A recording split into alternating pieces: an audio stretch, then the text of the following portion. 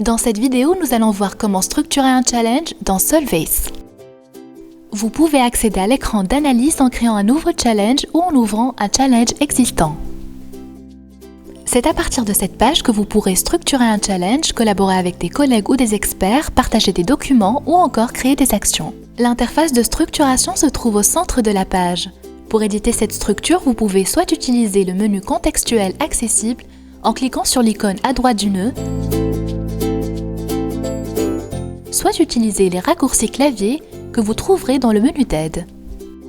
Pour déplacer le challenge, cliquez sur l'arrière-plan et bougez votre souris en maintenant le bouton enfoncé. La roue de votre souris vous permettra de zoomer en avant ou en arrière sur la structure. Pour afficher le challenge dans son ensemble, faites un clic droit et sélectionnez l'icône correspondante. Choisir le nombre de nœuds à afficher peut être très utile lorsque votre structure est complète. Selon vos préférences, vous pouvez afficher la structure sous la forme d'un arbre ou d'une table des matières. Cette icône active ou désactive l'affichage du niveau d'influence de chaque nœud. Et cet indicateur que vous pouvez définir en cliquant sur chaque nœud vous permet de visualiser, en un coup d'œil, les éléments les plus importants de votre challenge. En tant que propriétaire d'un challenge, vous avez la possibilité de modifier le statut, l'avancement et d'ajouter un message pour les participants. Cette icône vous permet d'ajouter des participants et de définir leurs droits. Grâce à Solvayce, plusieurs utilisateurs peuvent travailler sur un même challenge en même temps. Lorsqu'un participant est connecté, vous voyez son activité et est en mesure de discuter avec lui via le chat ou de lancer une vidéoconférence. Le bouton Implémenter vous mènera à l'écran de gestion des actions. Une vidéo est spécialement dédiée à celui-ci. C'est dans ce menu que vous trouverez les options relatives à la page d'analyse. Vous pouvez par exemple créer d'autres structures, insérer un Ishikawa ou sélectionner quels panneaux sont visibles.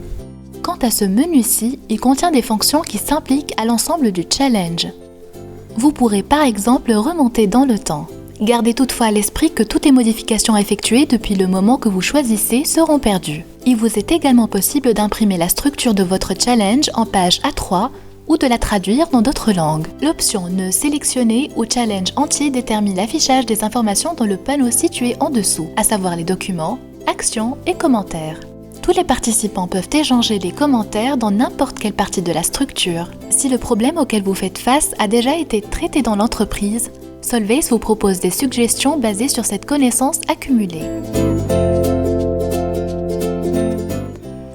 Il existe plusieurs types de suggestions, les éléments de structure, de documents ou encore des experts qui peuvent vous apporter leur aide ponctuelle, la connaissance étant capturée au travers de chaque problème traité dans votre entreprise.